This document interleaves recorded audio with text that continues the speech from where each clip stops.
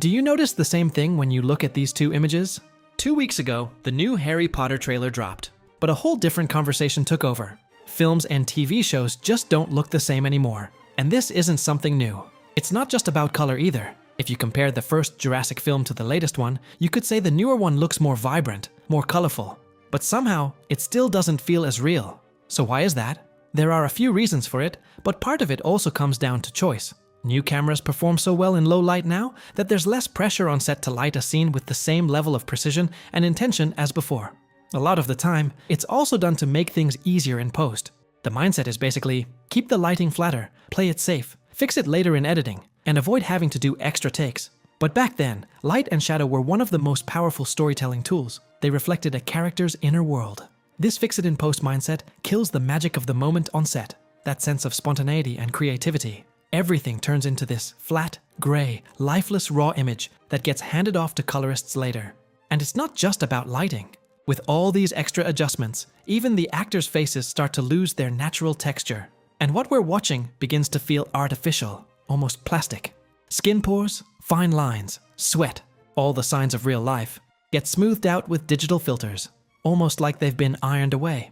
The characters start to feel less like real, breathing people, and more like AI-generated porcelain mannequins. And the same goes for the background. In older films, it was much easier to actually see the world behind the characters, all those details. Instead of deep focus, we now see a lot more shallow focus. To make the character stand out, the background gets blurred out and slowly disappears. But locations are a huge part of storytelling. Carefully designed sets, a poster on the wall, something on a table, even small details in the background. All of these are what make that world feel real. Now those backgrounds are reduced to soft, colorful blurs, and it pulls you out of the world instead of drawing you in. And we're not even getting into green screens and CGI. At the end of the day, these are all choices.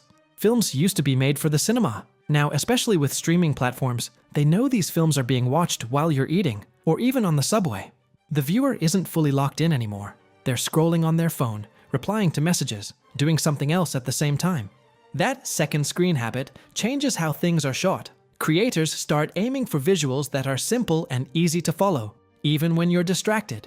Too much darkness, too much contrast, and suddenly you can't even see what's happening because of screen glare. Too much background detail becomes unnecessary on a small screen. Keep the character clear. Keep the image simple. That's what holds attention. So everything ends up looking more uniform, flatter in color, with blurred backgrounds, just easier to watch. Algorithms are even analyzing which levels of brightness and which color palettes keep people watching longer on a platform. In the end, it's not the director's vision that speaks, it's the data. And it pushes everything toward the same safe look. But once films start being treated like content, what we're watching becomes more sterile, more functional, and that sense of realism starts to disappear. And of course, even now, there are still films that push against this trend. Films that take visual risks and still feel real. Movies like The Brutalist or One Battle After Another, for example. But looking at the bigger picture, even The Devil Wears Prada, made with the same director, the same cast, and the same cinematographer, seems to have left behind its original texture and chosen to look like just any other movie. The texture of that original film was just as sharp and memorable as the iconic outfits the characters wore. Now, even that bold, heightened fashion world feels like it's been flattened into the look of a generic weekend TV movie, and people who genuinely love cinema aren't happy about that. Because what we want isn't just polished images that all blur together on a phone screen. We want worlds we can step into, worlds that feel believable, worlds that feel alive, even in their imperfections.